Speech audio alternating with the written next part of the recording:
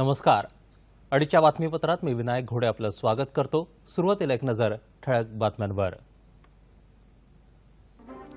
नगरोटा दहशतवादी हल्ल्याच्या मुद्द्यावरून लोकसभेत गदारोळ, कामकाज दिवसभरासाठी तहकूब. राज्यसभेतही याच मुद्द्यावरून तसंच विमुद्रीकरणाच्या मुद्द्यावरून विरोधक आक्रमक, कामकाज दिवसभरासाठी तहकूब. लष्कराचं हेलिकॉप्टर पश्चिम बंगालमध्ये कोसळलं, 3 अधिकाऱ्यांचा मृत्यू. जम्मू काश्मीरमध्ये 2 ठिकाणी लष्करी जवान आणि दहशतवाद्यांमध्ये झालेल्या चकमकीत महाराष्ट्राच्या 2 सुपुत्रांना वीरमरण, शोधमोहीम सुरू. सीमारेषा चुकून ओलांडून पाकिस्तानात गेलेल्या चंदू चव्हाण या जवानाला भारतात परत आणण्यासाठी सर्वतोपरी प्रयत्न सुरू. जनधन खात्यातून महिन्याभरात फक्त 10,000 रुपयेच काढता येणार, केवायसीचे निकष पूर्ण नसलेल्यांसाठी ही मर्यादा 5,000 रुपयांपर्यंत. देशभर सर्व चित्रपटगृहांमध्ये चित्रपट दाखवण्यापूर्वी राष्ट्रगीत दाखवण्याचे सर्वोच्च न्यायालयाचे निर्देश. आणि भारतरत्न डॉक्टर बाबासाहेब आंबेडकर यांच्या 60व्या महापरिनिर्वाण दिनानिमित्त चैत्यभूमी आणि शिवाजी पार्क इथं देण्यात येणाऱ्या सुविधांचा मुख्यमंत्र्यांनी घेतला आढावा. नमस्कार. आता बातम्या विस्तारानं पाहूयात. संसदेच्या दोन्ही सदनात विरोधकांनी गदारोळ केल्यामुळे कामकाजात वारंवार व्यत्यय आला आणि लोकसभेचं कामकाज दिवसभरासाठी स्थगित करावं लागलं. जम्मू काश्मीरमध्ये काल दहशतवाद्यांबरोबर झालेल्या चकमकीत जे भारतीय जवान शहीद झाले त्यांना श्रद्धांजली वाहावी अशी मागणी विरोधी पक्षांनी केली. मात्र शोधमोहीम अद्याप सुरू आहे आणि या संदर्भातला सर्व तपशील सरकार घेत आहे, असं अध्यक्ष सुमित्रा महाजन यांनी सांगितलं.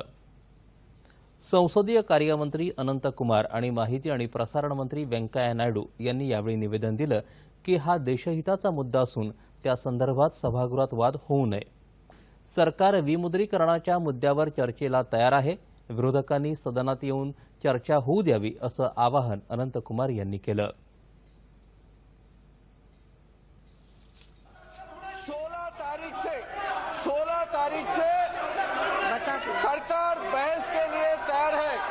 काला धन के खिलाफ, भ्रष्टाचार के खिलाफ जो मुहिम हमने शुरू किया है, संघर्ष शुरू किया है, उससे आम जनता को, गरीबों को जो लाभ पहुंचा है, जैसे पूरा देश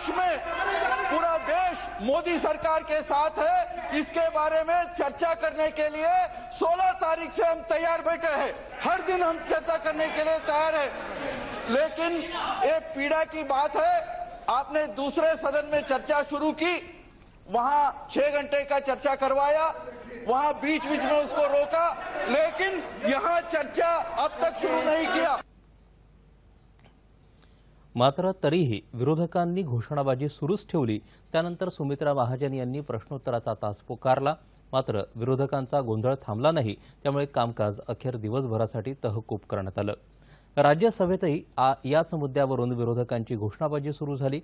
लक्षवेधी हल्ल्यानंतर 25 जवानांना वीरमरण पत्करावं लागलं, तर विमुद्रीकरणानंतर उद्भवलेल्या परिस्थितीमुळे 82 जणांचा मृत्यू झाला. याबद्दल सभागृहात दुःख व्यक्त करण्यात यावं अशी मागणी काँग्रेस, तृणमूल काँग्रेस, सपा आणि बसपाचे सदस्य करत होते. यावेळी संयुक्त जनता दलाचे नेते शरद यादव आणि केंद्रीय मंत्री अरुण जेटली यांच्यात शाब्दिक चकमक झाली.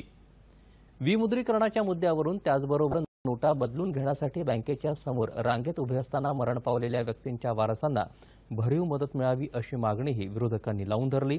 सीमेवर शहीद झालेल्या जवानांप्रती शोकप्रस्ताव मांडावा, सीमेवर सध्या असलेल्या परिस्थितीबाबत निवेदन देण्यासाठी संरक्षण मंत्री उपस्थित का नाहीत असा सवाल विरोधकांनी केला. त्या संदर्भात मुख्तार अब्बास नक्वी यांनी सरकारची बाजू स्पष्ट केली. तरीही गदारोळ न शमल्यानं अखेर राज्यसभेचे उपाध्यक्ष PJ कुरियन यांनी कामकाज दिवसभरासाठी तहकूब केलं. विमुद्रीकरणाच्या मुद्द्यावर संसदेत चर्चा करण्यासाठी सरकार तयार आहे. पंतप्रधान नरेंद्र मोदी यात सहभागी होतील अशी ग्वाही देत विरोधकांनी कामकाजात व्यत्यय आणू नये असं आवाहन केंद्रीय मंत्री व्यंकय्या नायडू यांनी केलं आहे. ते आज नवी दिल्लीत वार्ताहरांशी बोलत होते. सरकारच्या विमुद्रीकरणाच्या निर्णयाला जनतेचा पाठिंबा असताना विरोधक बंद आणि निदर्शनं का करत आहेत असा सवालही त्यांनी केला. 500 आणि 1000 रुपयांच्या नोटा रद्द झाल्या असून त्यावर चर्चा करण्याऐवजी या निर्णयाची अंमलबजावणी सुरळीत कशी होईल या मुद्द्यावर चर्चा आवश्यक असल्याचं नायडू म्हणाले. या संदर्भात विरोधकांनी संसदेत मौल्यवान सूचना कराव्यात असंही ते म्हणाले.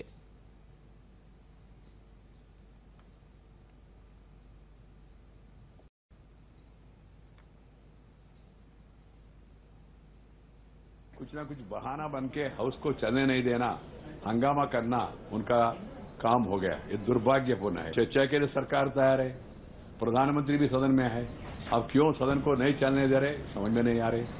देश के सामने जो बाकी समस्या है, चुनौतियां है, उन विषयों के बारे में लोग चाहते सदन में चर्चा हो, मगर कांग्रेस चाहते चर्चा ना हो. कारण क्या है, वो एक्सपोज हो जाएगा ऐसा डर है कांग्रेस का मन में. क्यों कर रहे कांग्रेस पार्टी ऐसा.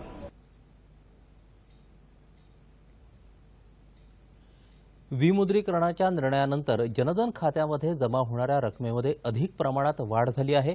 मात्र या खात्यांमध्ये काळा पैसा जमा होण्याची शक्यता लक्षात घेऊन रिझर्व्ह बँकेनं कडक पावलं उचलली असून या खात्यामधून महिन्याभरात 10,000 रुपयेच काढता येणार आहेत.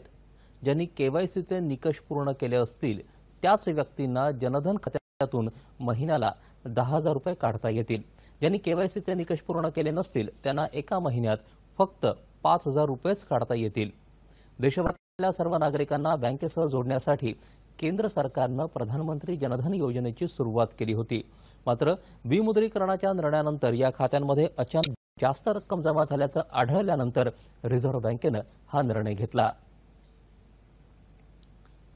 जम्मू काश्मीरमध्ये नगरोटा इथं काल दहशतवाद्यांबरोबर झालेल्या चकमकीनंतर आज सकाळपासून शोध मोहीम पुन्हा सुरू झाली. नगरोटा इथं काल पोलिसांच्या गणवेशात आलेल्या काही दहशतवाद्यांनी लष्कराच्या तळावर हल्ला केला आणि 12 जवान, 2 स्त्रिया आणि 2 मुलांना ओलीस ठेवलं. त्यानंतर लष्कराचे जवान आणि दहशतवाद्यांमध्ये चकमक सुरू झाली. या चकमकीत 3 दहशतवाद्यांना ठार करण्यात आलं, तर या हल्ल्यात भारतीय लष्कराच्या 2 अधिकारी आणि 5 जवानांना वीरमरण आलं. यात राज्यातल्या 2 जवानांचा समावेश आहे. पंढरपूरचे कर्नल कुणालगिर पंढरपूरचे कर्नल कुणालगिर गोसावी आणि नांदेडचे 5 मराठा लाईट इन्फंट्रीचे जवान संभाजी कदम अशी या हुतात्म्यांची नावं आहेत. संभाजी कदम यांच्या पार्थिवावर नांदेड जिल्ह्यातल्या लोहा तालुक्यातल्या जानापूर या त्यांच्या मूळ गावी आज अंत्यसंस्कार होणार आहेत. तर कुणाल गोसावी यांच्या पार्थिवावर उद्या सकाळी पंढरपूरपासून जवळ वाखरी या त्यांच्या मूळ गावी अंत्यसंस्कार होतील. कर्नल कुणालगिर गोसावी हे अवघ्या 28 वर्षांचे होते. गेल्या 9 वर्षांपासून ते सैन्य दलात होते. एनडीएमधून त्यांनी प्रशिक्षण पूर्ण केलं होतं. गोसावी यांच्या निधनामुळे पंढरपूर शहरावर शोककळा पसरली आहे. गोसावी यांच्या वडिलांनी आपल्या मुलाबद्दल अभिमान व्यक्त केला. मला मोबाईल पट्टीशी आले, घरी या म्हणाले, मी ते घरी आलो. मग कळलं आम्हाला. वाईट वाटतं पण देशासाठी बलिदान केलं. आम्हाला अभिमान तेवढा. दरम्यान जम्मू काश्मीरमध्येच आंतरराष्ट्रीय सरहद्दीलगत रामगढ क्षेत्रात काल घुसखोरी करणाऱ्या 3 दहशतवाद्यांना भारतीय जवानांनी कंठस्नान घातलं.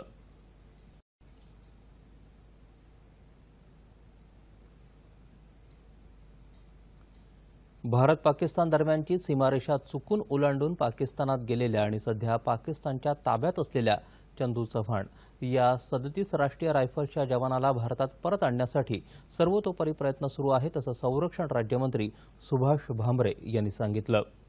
पुण्यातल्या राष्ट्रीय संरक्षण प्रबोधिनीच्या 131व्या तुकडीची पासिंग आउट परेड काल सकाळी संरक्षण राज्यमंत्री डॉक्टर सुभाष भामरे यांच्या उपस्थितीत झाली. त्यानंतर ते बोलत होते. चंदू चव्हाण हे 30 सप्टेंबरपासून पाकिस्तानच्या ताब्यात आहेत. तंत्रज्ञानाबाबत स्वावलंबी होण्याच्या दृष्टीनं संरक्षण विभाग आगेकूच करत असून प्रबोधिनीतही त्या अनुषंगानं नवे अभ्यासक्रम सुरू करण्यात आले आहेत असं भामरे यांनी यावेळी सांगितलं. यावेळी एनडीएच्या विद्यार्थ्यांनी चित्तवेधक संचलन आणि प्रात्यक्षिकं सादर केली.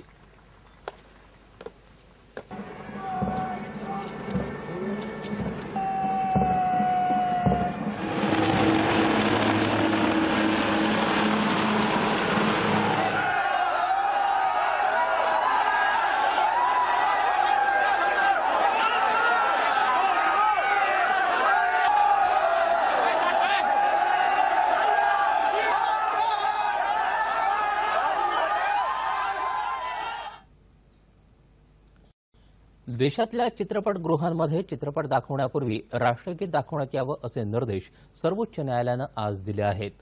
राष्ट्रगीत सुरू असताना चित्रपटगृहातल्या सर्व प्रेक्षकांनी उभं राहून राष्ट्रगीताचा सन्मान करावा, त्यावेळी पडद्यावर राष्ट्रध्वज दाखवावा असंही सर्वोच्च न्यायालयानं म्हटलं आहे. या संदर्भात केंद्र सरकारनं आठवड्याभरात सर्व राज्य आणि केंद्रशासित प्रदेशांना आदेश द्यावेत असंही न्यायालयानं स्पष्ट केलं आहे. राष्ट्रगीत वाजवून कोणत्याही व्यक्तीनं त्यापासून व्यावसायिक लाभ घेता कामा नये, तसंच पडद्यावरती राष्ट्रगीत दाखवत असताना त्यात नाट्यमयता असू नये असंही न्यायालयानं म्हटलं आहे.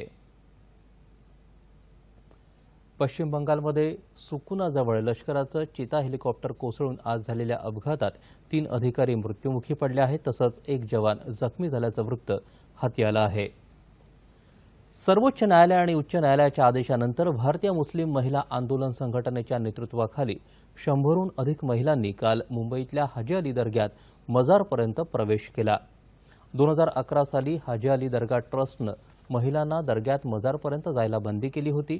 ट्रस्टच्या या निर्णयाविरोधात काही सामाजिक संस्थांनी मुंबई उच्च न्यायालयात याचिका दाखल केली होती.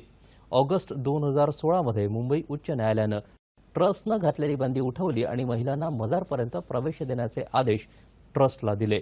ट्रस्टनं न्यायालयाच्या या निर्णयाविरोधात सर्वोच्च न्यायालयात धाव घेतली होती. मात्र 24 ऑक्टोबर रोजी सर्वोच्च न्यायालयानंही मुंबई उच्च न्यायालयाचा निर्णय कायम ठेवत महिलांना दर्ग्याच्या मजारपर्यंत प्रवेश देण्याचे आदेश दिले. तैवानच्या तैपेई इकॉनॉमिक अँड कल्चरल सेंटरचे भारतातले प्रतिनिधी चुंग कुंग ताईन यांनी काल मुख्यमंत्री देवेंद्र फडणवीस यांची मंत्रालयात भेट घेतली. महाराष्ट्रातल्या पायाभूत सुविधा, पर्यटन, इलेक्ट्रॉनिक उत्पादन आणि स्मार्ट सिटी या क्षेत्रांमध्ये गुंतवणूक करण्यासाठी तैवानला सर्वतोपरी सहकार्य करण्याचं आश्वासन मुख्यमंत्री फडणवीस यांनी तैवानच्या शिष्टमंडळाला यावेळी दिलं. तसंच तैपेई इकॉनॉमिक अँड कल्चरल सेंटरचं कार्यालय मुंबईत सुरू करावं अशी मागणीही मुख्यमंत्र्यांनी यावेळी केली. महाराष्ट्रातल्या विविध क्षेत्रात तैवान गुंतवणूक करायला इच्छुक असल्याचं ताईन यांनी यावेळी सांगितलं.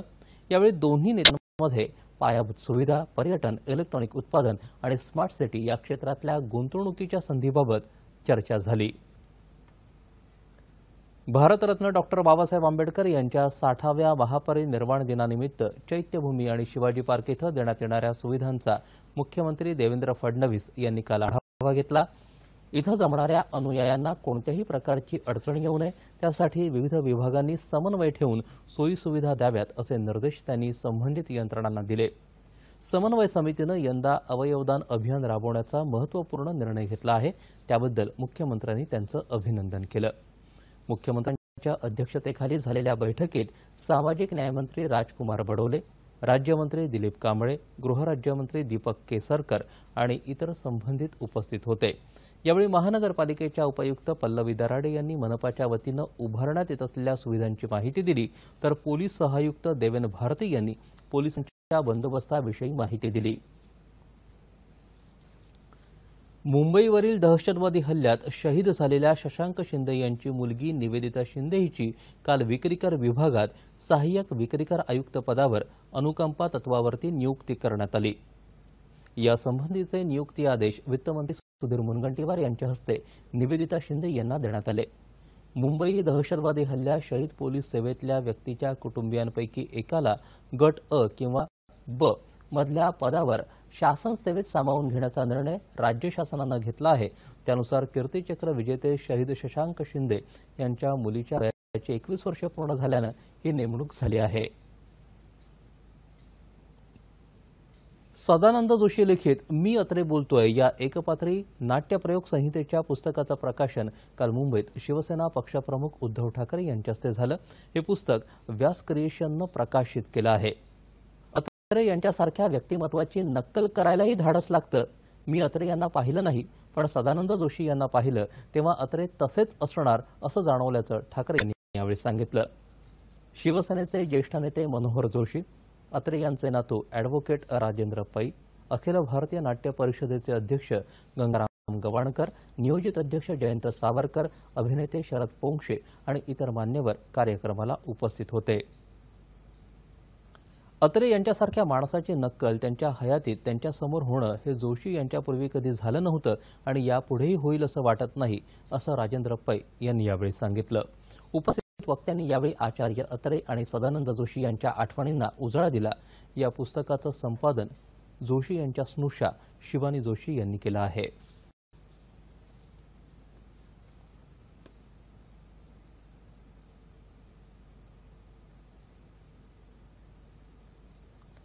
यानंतरच्या बातम्या थोड्याच वेळात।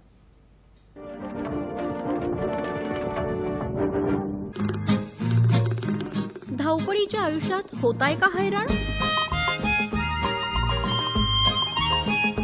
भविष्याची साथ आणि आरोग्यावर ताण। स्पर्धेच्या या युगात आजारांची पण स्पर्धा। डायबिटिक, हृदयरोग, सांधेदुखी, पीसीओडी, मुलांचे आजार, केस गळती, एक ना अनेक आजारांची चिंता। पण सोडा आता चिंता, कारण आहे ना आता हॅलो डॉक्टरची साथ। तेव्हा पहा या शुक्रवारी, शनिवारी आणि रविवारी रात्री 8 वाजता थेट प्रसारण फक्त सह्याद्री वाहिनीवर। प्रस्तुत करता LIC, हर पल आपके साथ।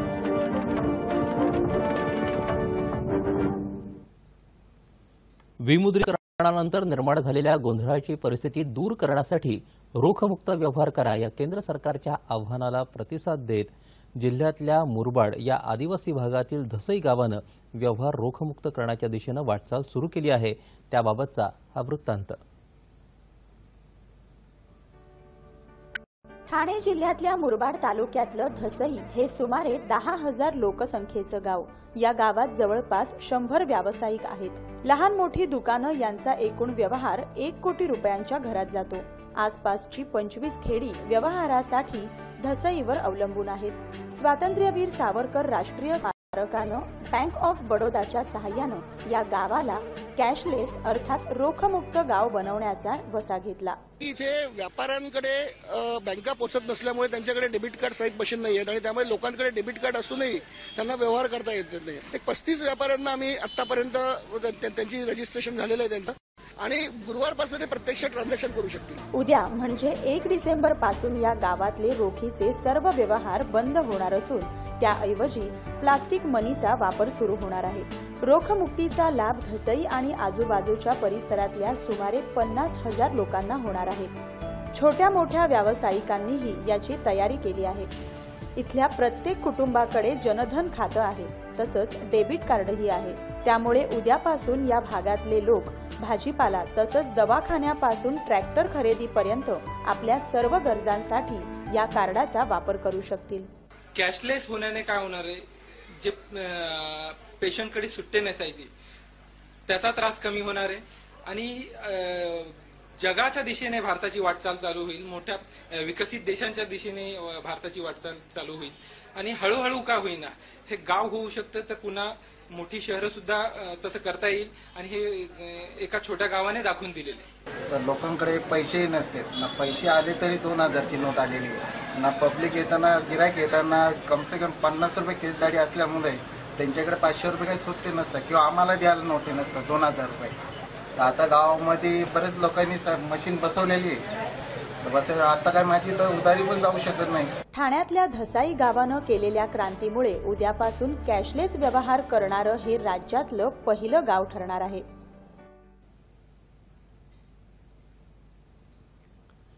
साखर कारखान्यांच्या कार्यकारी संचालकांच्या वेतन निश्चितीसाठी यापूर्वीच्या विविध परिपत्रकांचा अभ्यास करून नवीन शासन निर्णय तयार करावा अशा सूचना सहकार मंत्री सुभाष देशमुख यांनी दिल्या आहेत।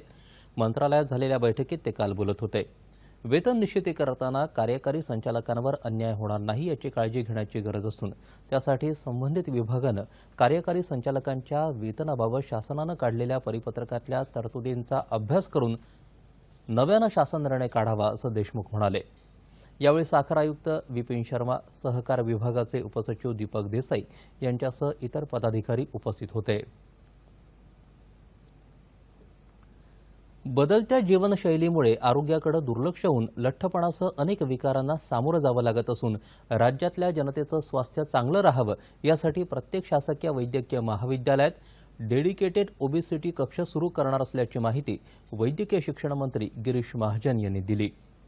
लठ्ठपणा, स्थूलत्वामुळे उद्भवणाऱ्या आरोग्याच्या समस्यांविषयी जनजागृती करण्यासाठी महाराष्ट्र राज्य वैद्यकीय शिक्षण विभाग आणि जेटी फाउंडेशन यांच्या संयुक्त विद्यमाने मुंबईतल्या जे रुग्णालयात आयोजित लठ्ठपणा जागृती राज्यस्तरीय अभियानाचा शुभारंभ केल्यानंतर ते बोलत होते. लठ्ठपणा हा एक आजार असून सर्वसामान्य माणूस याकडे गांभीर्यानं पाहत नाही, त्यामुळे विविध समस्यांना सामोरं जावं लागतं. लठ्ठपणा मुक्त महाराष्ट्राकडे वाटचाल करण्याचा राज्य शासनाचा मानस आहे, असं महाजन म्हणाले. 8 नोव्हेंबरला केंद्र सरकारनं विमुद्रीकरणाचा निर्णय जाहीर केला. या निर्णयामुळे काही प्रवाशांची सुट्या पैशाअभावी तारांबळ होऊ नये म्हणून अकोल्याचे संदीप आणि मुरलीधर पाटील या हॉटेल मालकांनी प्रवाशांना सध्या पैशांची अपेक्षा न करता जेवण द्यायला सुरुवात केली. पाटील बंधूंनी सेवाभावी वृत्तीनं केलेल्या कामाचा हा वृत्तांत. अन्नदान हे श्रेष्ठदान आहे असं म्हणतात ते खरंच, आणि याचं प्रत्यक्ष मूर्तिमंत उदाहरण म्हणजे अकोल्याचे संदीप पाटील आणि मुरलीधर पाटील. अकोल्याहून जाणाऱ्या राष्ट्रीय महामार्ग क्रमांक 6वर बाळापूरजवळ संदीप आणि मुरलीधर पाटील यांचं हॉटेल मराठा आहे. सरकारनं विमुद्रीकरणाचा निर्णय घेतला आणि या निर्णयामुळे सुट्या पैशांअभावी प्रवाशांची तारांबळ होऊ नये म्हणून संदीप आणि मुरलीधर पाटील यांनी त्यांच्या हॉटेलात जेवायला येणाऱ्या लोकांना सुटे पैसे नसले तरी मोफत जेवण द्यायला सुरुवात केली. पुढच्या वेळेस जेव्हा याल तेव्हा पैसे द्या असं म्हणून प्रवाशांना माघारी न पाठवता सेवाभावी वृत्तीनं ते हे काम अजूनही करत आहेत.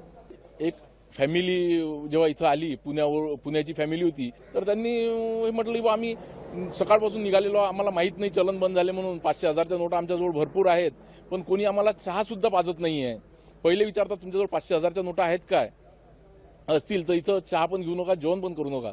तर त्यांना आधी सांगितलं की तुम्ही आधी जेवण करून घ्या, नंतर पाहू काय. तर त्यांच्या चेहऱ्यावर जे समाधान पाहायला मिळालं आम्हाला, तर आम्हाला एक आत्मिक सुख मिळालं.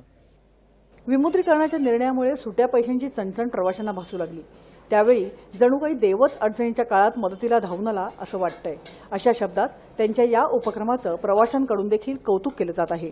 प्रवाशांची सोय जी केली आहे ती खूप उत्तम केली आहे आणि 1500च्या नोटांची त्यांनी अडचण दूर केली असं म्हणू शकतो. गेल्या 8 दिवसात तब्बल 450 प्रवासी इथे जेवून गेले आहेत आणि दुसऱ्यांदा येताना प्रामाणिकपणे जेवणाचे पैसेही ते परत करत आहेत, हे विशेष. मन की बात या कार्यक्रमात खुद्द पंतप्रधान नरेंद्र मोदी यांनीही पाटील बंधूंच्या या सेवावृत्तीचं कौतुकच केलं.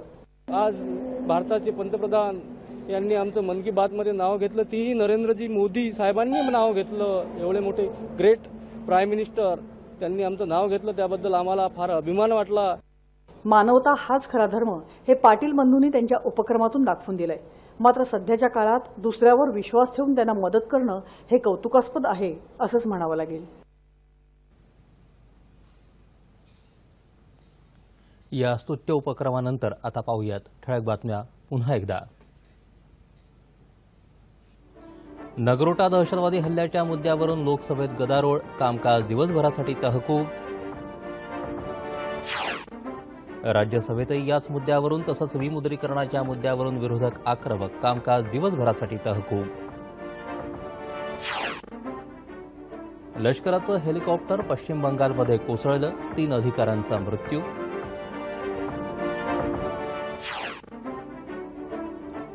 जम्मू काश्मीरमध्ये 2 ठिकाणी लष्करी जवान आणि दहशतवाद्यांमध्ये झालेल्या चकमकीत महाराष्ट्राच्या 2 सुपुत्रांना वीरमरण, शोधमोहीम सुरू. सीमारेषा चुकून ओलांडून पाकिस्तानात गेलेल्या चंदू चव्हाण या जवानाला भारतात परत आणण्यासाठी सर्वतोपरी प्रयत्न सुरू. जनधन खात्यातून महिन्याभरात फक्त 10,000 रुपयेच काढता येणार, केवायसीचे निकष पूर्ण नसलेल्यांसाठी ही मर्यादा 5,000 रुपयांपर्यंत. देशभर सर्व चित्रपटगृहांमध्ये चित्रपट दाखवण्यापूर्वी राष्ट्रगीत दाखवण्याचे सर्वोच्च न्यायालयाचे निर्देश. आणि भारतरत्न डॉक्टर बाबासाहेब आंबेडकर यांच्या 60व्या महापरिनिर्वाण दिनानिमित्त चैत्यभूमी आणि शिवाजी पार्क इथं देण्यात येणाऱ्या सुविधांचा मुख्यमंत्र्यांनी घेतला आढावा. याबरोबरच हे बातमीपत्र संपलं. पुन्हा भेटूया संध्याकाळी 5 वाजता आपल्या सह्याद्री वाहिनीवर.